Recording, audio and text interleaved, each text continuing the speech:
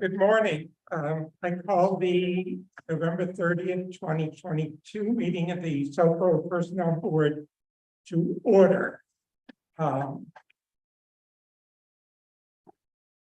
Before we get into the substance, I just wanted to sort of briefly recap where we are, what we accomplished, or at least some of what we accomplished at the last meeting. So at our last meeting, we voted a 4% across the board increase effective 7/1/23. And we adopted the grid, that's the first page in your packets, to be effective 1/1/24. I know it says at the bottom approved for FY24, but the grid was agreed would go into effect 1/1/24. After that meeting, and because of some of the concerns that were raised at the meeting and before the meeting, Jason and I met with Mary, Vanessa, and Mark to see what we could do to address outstanding concerns that were out there. And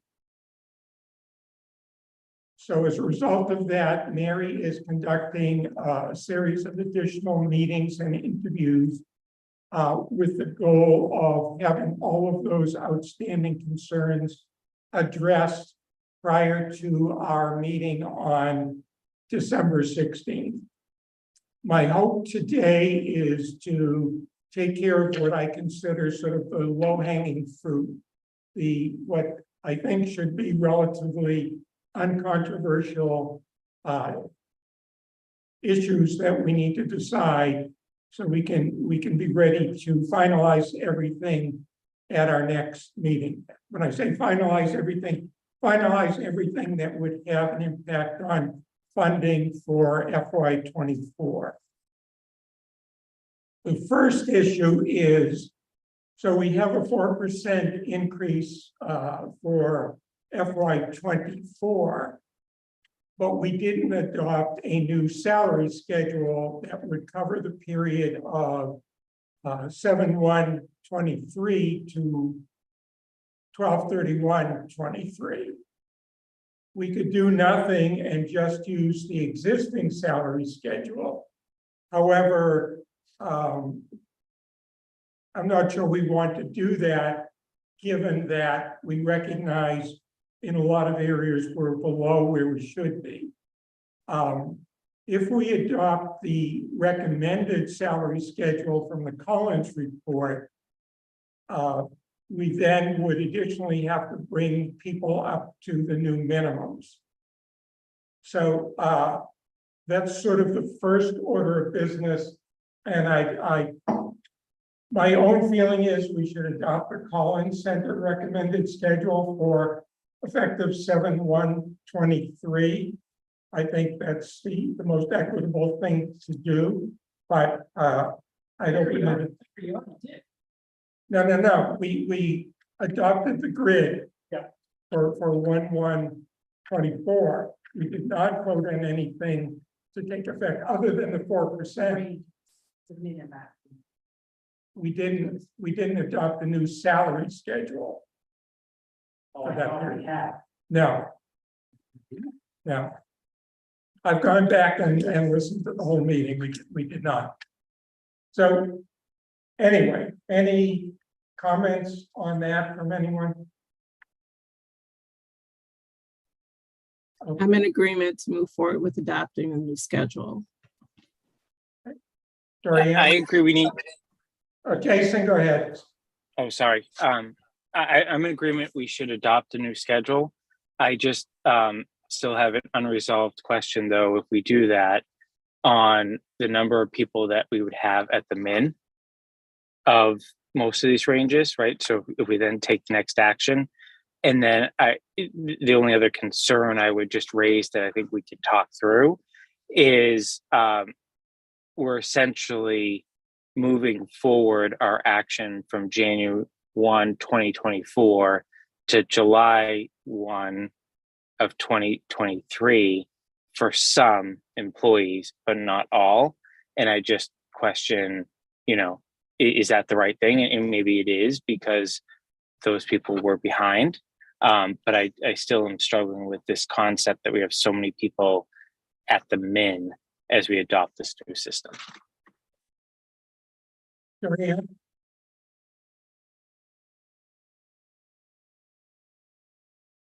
Okay. Yeah, the next step would be, at least I would propose, assuming we adopt the call-in schedule, would be to move people who would be below the minimum as of 7/1/23 to the minimums, and we can talk about your other point when we get to that. But let me make a motion to adopt the salary schedule from the Collins report, which is on the second page of the packet at the top of the page, to be effective for the period of 7/1/23 through 12/31/23. Second. Okay. All in Barry, can I ask favor? Barry, can I ask for discussion purposes? I'd like to actually ask that we discuss that now because it may change how I vote on this. I just want to see the end game of what are we going to do with those employees, and do we have an answer from Mary or someone else of like, is it appropriate to have so many at the min of this new range? Because I thought kind of some of what we were trying to do at last meeting was de-escalate the process, let Mary conduct the additional interviews, and that we had solved all the financial things that the finance team needed. So I just I want to make sure we don't rush through this particular piece and then have to come back to it at the next point. So can we combine that discussion and keep the motion on the table? We can. I don't think that anything Mary is doing has to do with moving people to the minimums. But is there an answer to the question of, is it appropriate to have so many long tenured employees at the minimum of a range, or are they in potentially the wrong job classification? That's my question. Well, what I would propose is, and again, I'm getting a little ahead of where I want to be, but to do a vote that would simply say anyone who is below the minimum as of 7/1/23 with a 4% increase would then be moved to the minimum. The question of whether someone is properly classified or not would be handled separately. So what, just theoretically, what if we determine this through the process that someone is misclassified and candidly maybe is too high? Would we then, let's just say you had a reclassification, we would just make sure that they maintained whatever we're agreeing to here and it wouldn't go any lower, but they may be subject to a new step system moving forward and a new, I'll call it max moving forward. Is that how you see this playing out? I don't want to obviously single out any one position for purposes of an example. We're not addressing any particular position in this vote. We're making a blanket statement where people then, whatever happens to their specific job title in terms of classification, will take care of itself and be placed where they are. I understand that it's possible that there may end up being long service employees who end up at step one, but in my mind, I'm not addressing that issue now.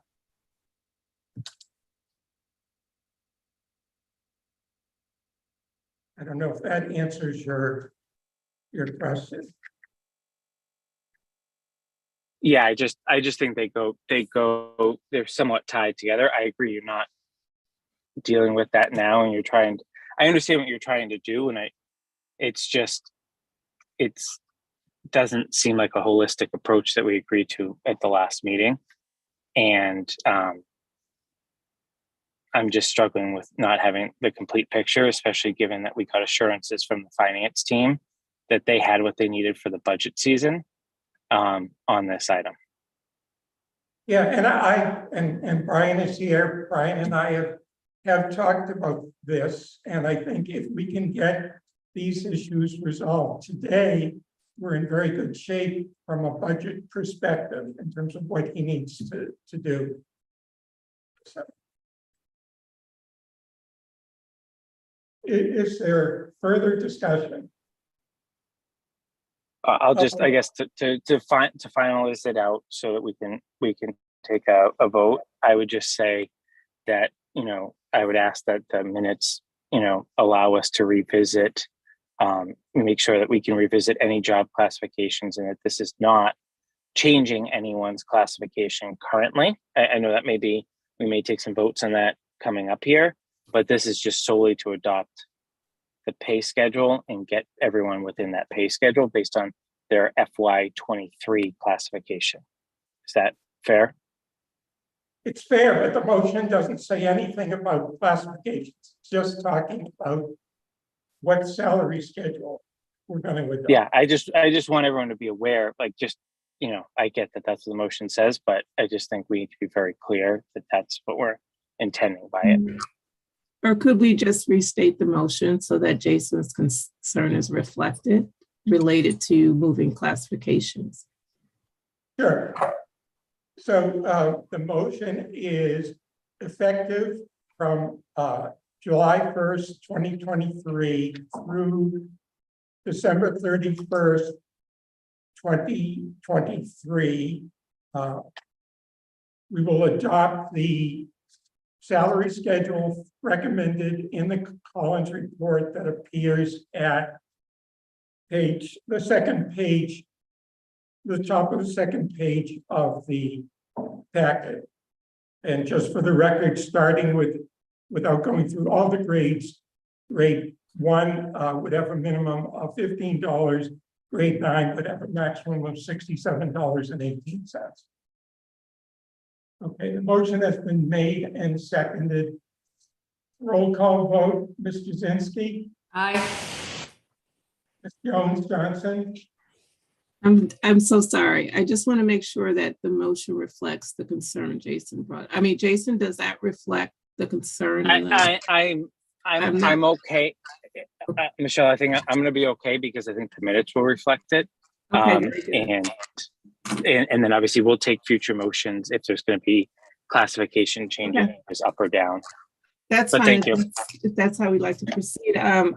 Therefore, I record mine.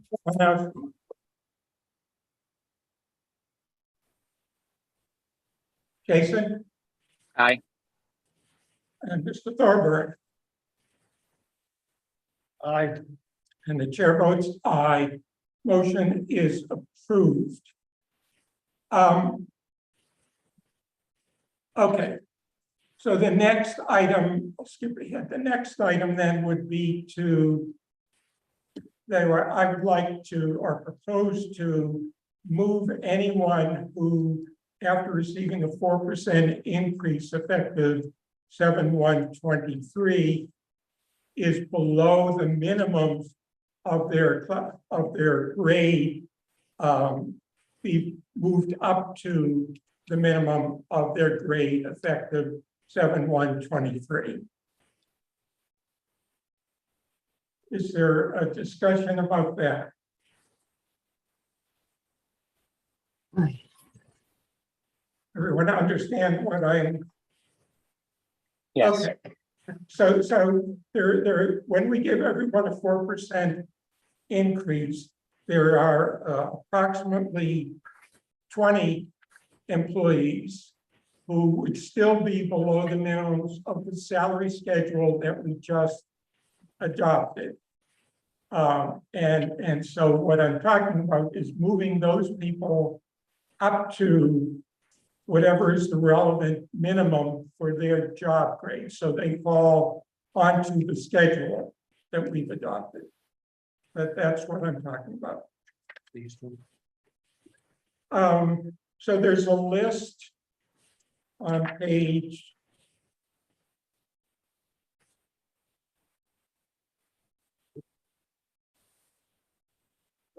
after that. It's at the Well, back. that's highlighted, Barry. The page that's highlighted in yellow and brownish. Right, and the page after that is the one that breaks out. The first page, the one that is yellow, you can see the ones who are identified are at the minimum, but the next page just breaks out, well, except for the ones at the bottom, the top 20 are the ones that are at the minimum.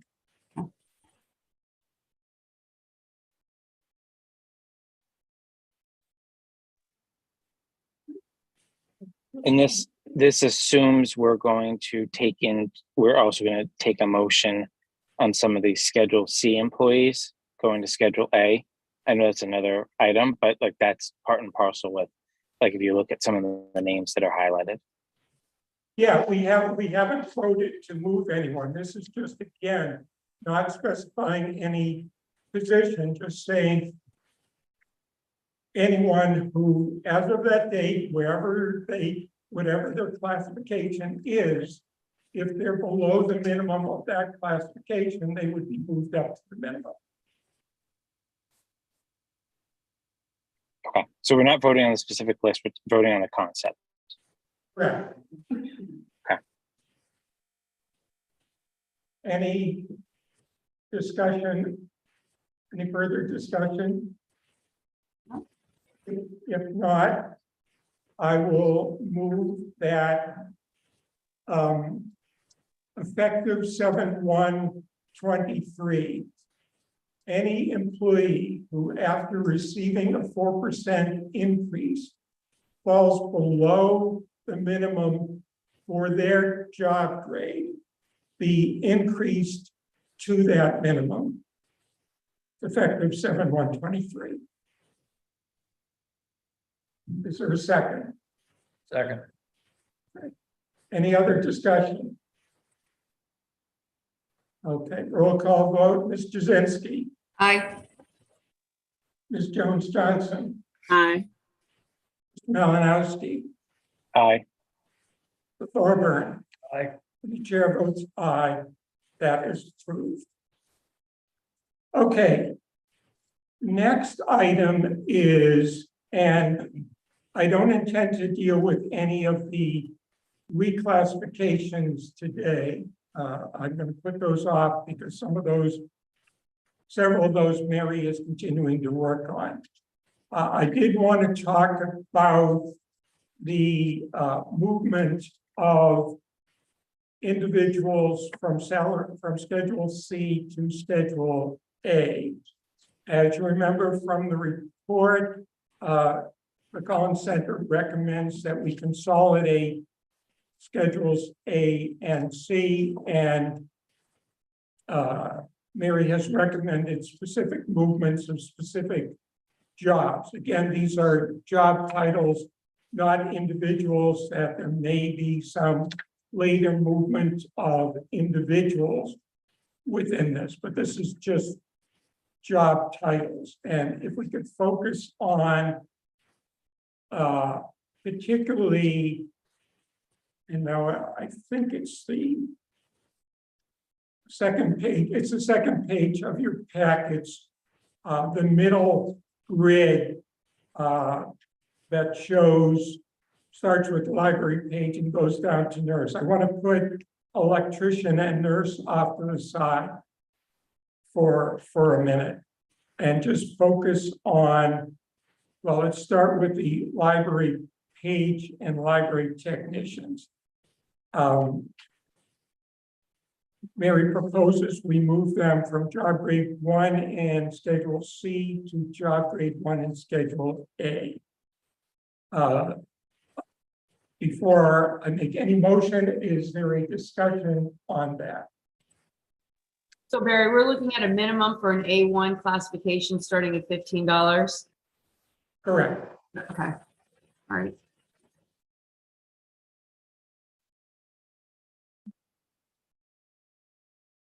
Anyone have any concerns? If not,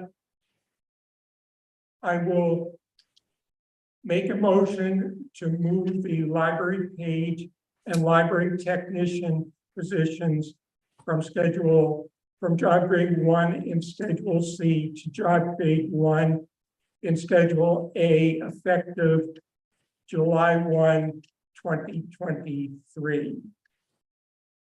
Is there a second? Second.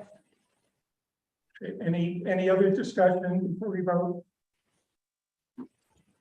Okay, roll call vote, Ms. Jazinski, Aye. Joan Johnson, Aye. Mr. Malinowski, Aye. the Thorburn. Aye. Chair votes aye, that is approved. Okay, next I'd like to move to the 3 administrative assistant positions and the library associate, recognizing that there may be individual changes in job titles, in classifications that occur after what we do today. But with respect to how things stand today, I would like to move the 3 administrative assistant positions identified on the chart and the library associate from job grade 3 in Schedule C to job grade 2 in Schedule A. And I'd open that for discussion. Discussion. Okay. Hearing none, I will move that effective July 1, 2023, the administrative assistant positions in the Council on Aging, Recreation, and Town Clerk, and the library associate position be moved from job grade 3 in Schedule C to job grade 2 in Schedule A. Second. Okay, any further discussion? Okay, roll call vote, Ms. Jazinski, Aye. Ms. Jones Johnson, Aye. Mr. Malinowski, Aye. Mr. Thorburn. Aye. And the chair votes aye, that is approved. Now we have an issue with the 2 positions at the bottom of this chart, the electrician and the nurse, both of whom fall well above the range that they're currently in, and will even if we move them as recommended here to job grade 6 in Schedule A, they will still be above the recommended ranges. There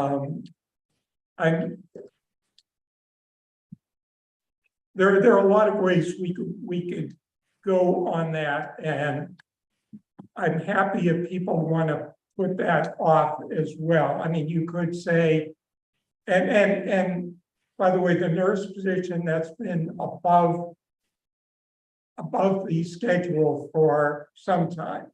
So that's not new. We could move them and just recognize they're above the grid, above the salary schedule. We could move them to a higher grade so they fall within the schedule. And then, or we could say, well, they're above where someone could argue they should be, so we're not going to give them an increase. And there are a lot of things we could do. I don't have strong feelings about this. I certainly open up discussion, and again, if people want to give it more thought, you want to put it off to the 16th, I'm fine with that as well. Barry, what's the negative if we move them to a higher grade than what we're proposing? So we're moving from C5 to A6. where are we looking to move them up to A7 or A8 to get them into the monetary range that they're being paid right now? Yeah, A7 would get them there. What's the negative to doing that? Is there a prerequisite that they need to be categorized to be in one of those, that higher level, or?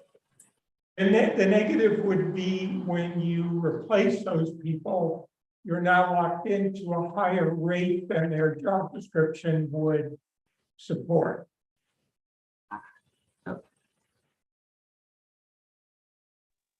Barry, what I would suggest, sorry, Dorian, were you? No, I don't know if you- I don't have anything else to say on that. I have to think about it. You know, I'm not necessarily, I mean, I would be ready to vote today, Barry, but I would strongly urge us not to go higher just because they have a higher rate. At least what I have seen done in situations like this before is we should have the position graded to where it should be, because these people can leave at any time. Obviously, they're long-standing employees in this particular example.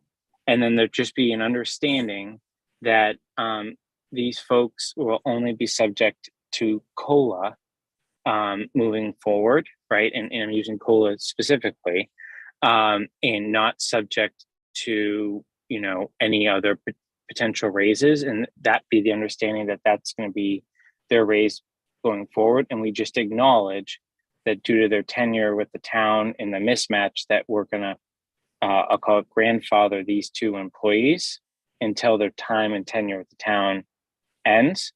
And then when someone goes to rehire these positions at a future date, there will be a range that, you know, that hiring authority has to work within. Yeah, I think that makes sense. And because they won't be on the grid, there will be no automatic increase like those on the grid would get. So they would only get whatever COLA that we voted. So I'd be happy with that resolution. If people are feel they have enough information to make a decision now, I'm happy to make a motion. But again, if people are uncomfortable, we can defer it. I'd obviously like to get as much done today as we can, because we're going to have a lot on the 16th. So, but whatever people feel. I'm happy with Jason's recommendation. That's a good solution. Okay. All right. Then I will move that effective 7/1/23, the electrician position and the nurse position currently in job grade 5 of Schedule C be moved to job grade 6 in Schedule A, with the understanding that since they will not fall on the grid, any future increases will be limited to any additional annual increases voted by the personnel board. Second. Okay, all in favor? Any further discussion? Okay, all in favor, Mr. Jasinski, Aye. Ms. Jones Johnson, Aye. Mr. Malinowski, Aye. Mr. Thorburn. Aye. And the chair votes aye.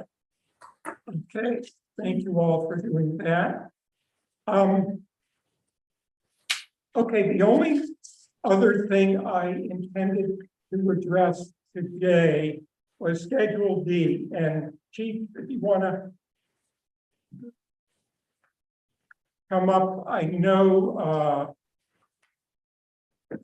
there was a memo in the packet, or at least added to the packet yesterday. Hopefully everyone saw it, from the chief about Schedule D. And just by way of brief history on this, so Schedule D had been largely untouched in the SAP for several years, and when I say untouched, so there were no increases made to the amounts in Schedule D until, I guess, 1/1/21. Chief Achilles came on board and we revised Schedule D, updated it to change some of the, well, most of the titles, and to update the compensation amounts in Schedule D. So with that history, I'll turn it over to the chief. Yes, good morning. And when I submitted the request in the memo, of course, it was dated November 10th. So you'll see it says 3%. Of course, since that point, some adjustments have been made. So these are primarily our part-time call firefighters and EMTs.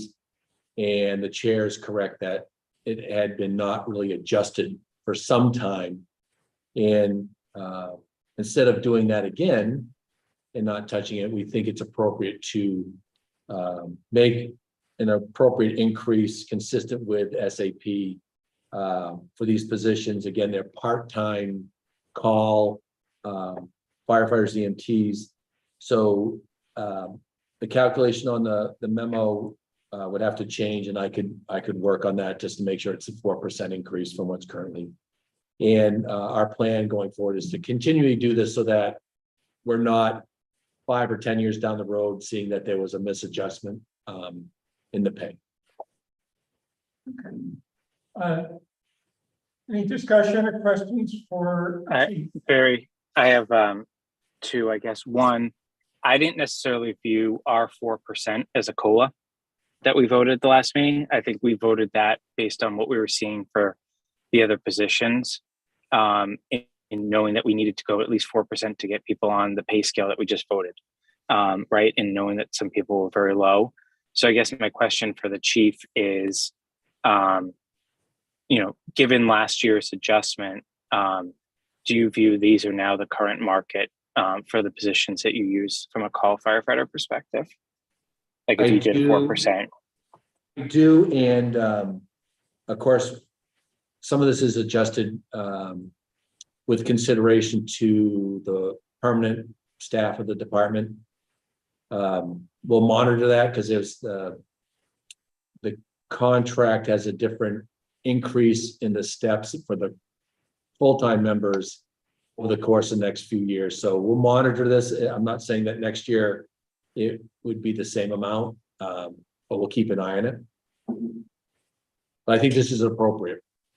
And just to be clear, it was 2 years, it would be effectively 2 years. Right. So they didn't get any increase this current fiscal year, there was no increase. That's correct. Yeah, that's why I asked the question the way I did, because I just don't want everyone to view our 4% as the COLA, because it wasn't, right? It was based on the data we were looking at for the other employees.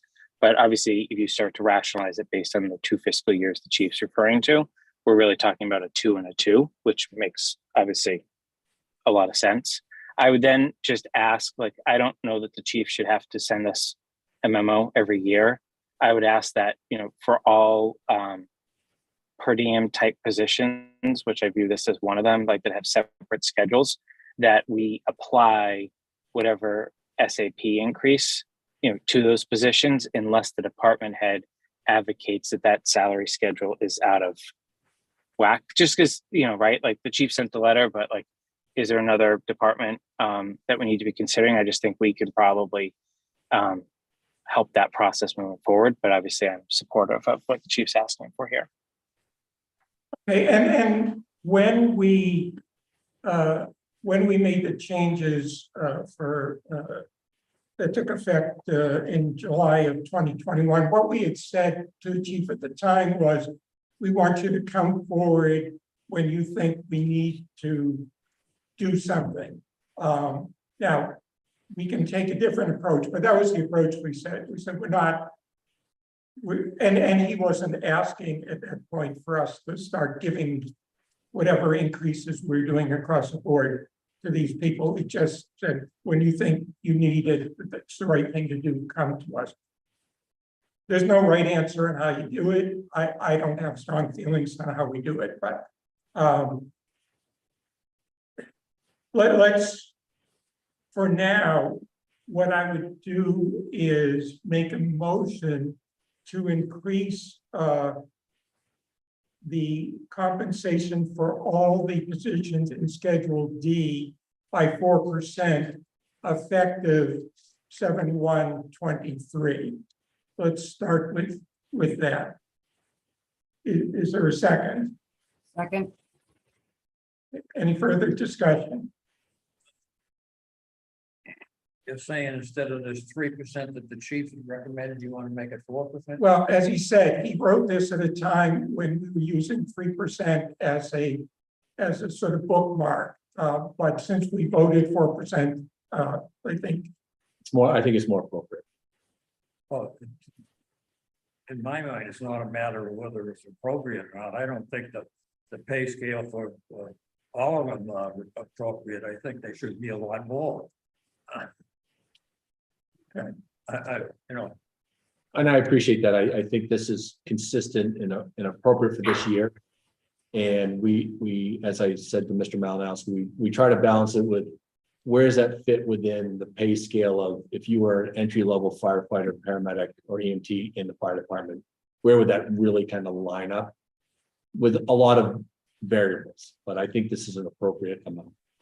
How many qualified firefighters, how many people in these positions do you have now? We currently have 5. 5? How often do you use them? Frequently. Frequently. But realize that these are designed in the part-time, they don't have scheduled shifts. So all of these have primary occupations.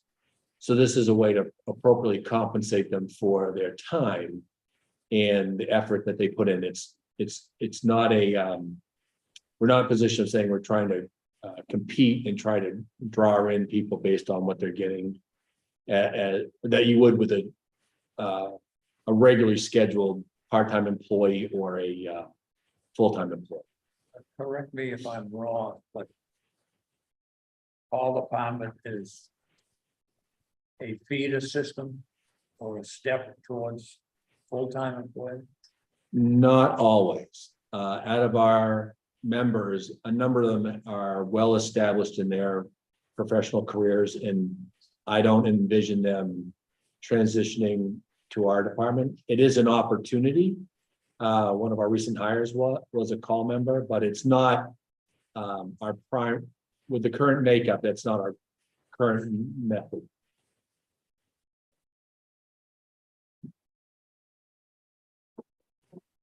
okay, any other discussion? Right, we have a motion made and seconded. Roll call vote, Mr. Jazinski, aye. Jones Johnson, Aye. Mr. Malinowski, Aye. Mr. Thorburn, I, the chair votes aye, it's approved. And Mr. Chairman, based on Mr. Malinowski's point, I would like to review that, because if we're trying to create some consistency and application of pay for the positions, it may be easier moving forward to have it, I don't want to say automatic, but consistent. The major move besides the pay last time was realigning the positions, because they were not, the job descriptions weren't reflective of what we were doing now. So in the future, I think that would be probably the area I would come to the board about more than if we're going to do it every year to make sure there's a appropriate wage adjustment. It might be simpler and more streamlined if it's consistent with what the rest of SAP is, but that could be a future one. Yeah. And the other one is just for the board. I sent the chair and the assistant town administrator. We've included a deputy fire chief position in our budget for next year. It does not exist in SAP. So we'd like to bring that forward at some point, hopefully before March, so that we could actually, if it's within the SAP now, we can start recruiting and looking for the position. So I'm sure the chair will share that at some point, but we'll be looking for that at some point here in the near future. So We don't. If it gets approved in the budget, we don't want to be kind of going backwards to try to figure out how we do it. Chief, would you, in other words, you would like the deputy fire chief's position put into the SAP similar to the police lieutenant's position? Correct. What? Are you familiar with the wording about the police lieutenant? I'm familiar with some of it, but I know that that's under discussion as they're transitioning into a newer one. So I think whatever happens to keep them somewhat similar in pay grades and responsibilities, I think would be appropriate. How that vets out, I think is to be determined, but Was I'll leave the rest of it to what we discussed with police lieutenant. whatever we do, I don't want to have big, huge disparity. I think they're equal number two positions within public safety that might make sense.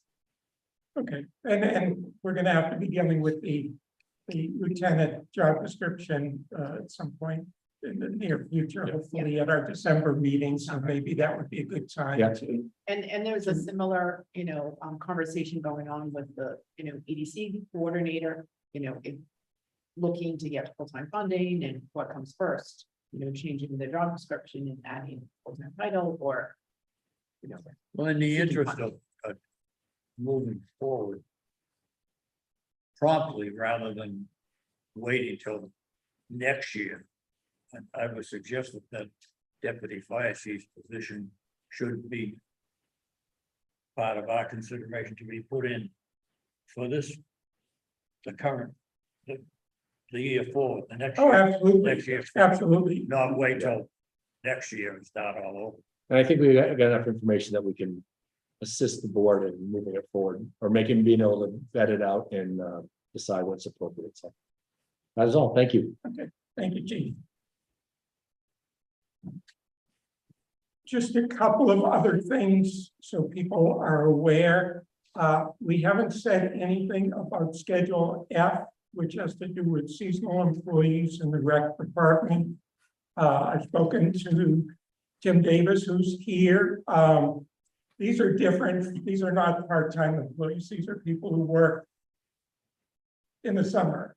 And we don't have the same kind of, we have some time pressure to make sure it gets in the SAP, but because these positions are not funded out of the town budget, they're funded by fees.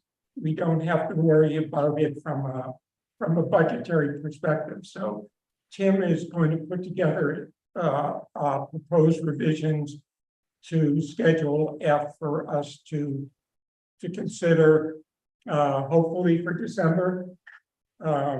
So we have that to look forward to. Also, Mr. Parent has asked for us to take a look at Section 6F, which I'm sure you all have memorized. It has to do with a stipend for on-call workers, and he'd like to see an adjustment to that. That will be on the agenda for the December meeting. We have addressed everything I wanted to get done today. Is there anything else that anyone else thinks we need to do today? Gary, I have a question before we wrap it up. Sure. Also, real quick on Tim's schedule. Under it, it says rates for recreation, seasonal, personal. Under it in parentheses, it says same as schedule C. Make sure that gets eliminated. Yeah. Okay, my quick question is this. I just want to make sure we're all in the same boat. Let's say everything that we've done passes a town meeting. We've got everybody in the grid. The following year, FY 25, for example, you guys come up with a 1% raise. It is my understanding that whole chart is going to shift 1%, correct? Correct. Everybody understands that? Yep. So whatever we do for an increase, it shifts for the following year, you get that percent, and then you you shift on your, you move on your, Right, because the goal in that case would be to keep everybody on. honest and give everybody 3%. Okay. The 2 plus the I 1. just want to make sure everybody understands that the grid does shift every single year unless you don't give a cost of living. Does everybody understand that? Everybody understand that or have any questions about that? Explain it.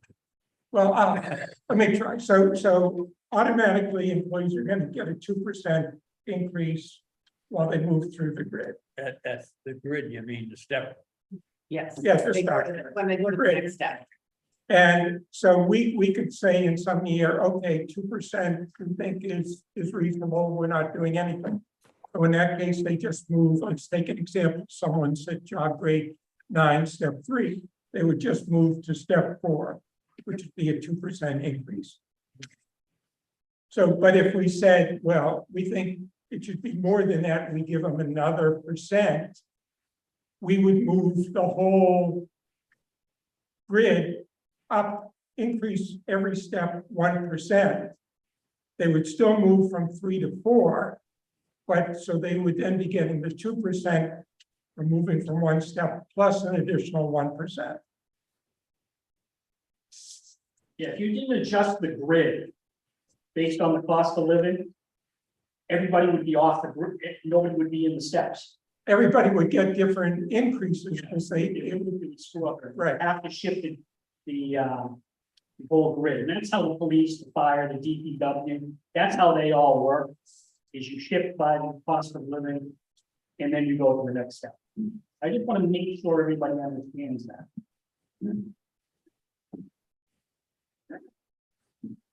Is there any other business to come before the board today? Hearing none, any other additional comment from anyone? Barry, great job working through this in thought. Thank you. Thank you, I appreciate it. Okay, we have a meeting scheduled for, Mr. Go ahead. Chair, there is a question from Zoom under public comment. Ms. Okay. Reynolds. Ms. Reynolds is asking under the chat if you'll be taking public comment, yes, which is okay. Let me just. confirm. You should talk.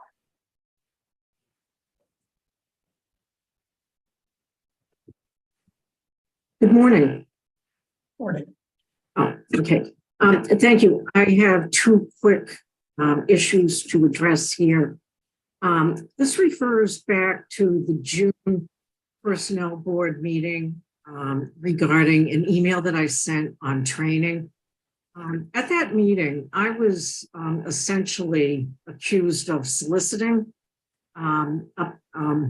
violating some type of policy, and also insulting a personnel board member. Subsequent to that, I checked with the town clerk and I also checked with the town moderator. As Mr. Rubenstein knows, because he was copied on an email that I sent to Paul Semino, where I actually documented the script from the June meeting and also put in the highlighted the accusations that were made against me. One of the things that was said is, well, you should check with the town meeting because you should know better. Excuse me, you should check with the town clerk because you should know better. I checked with both the town clerk and the moderator, and both of them said nothing was wrong in the memo that I provided in June to the personnel board.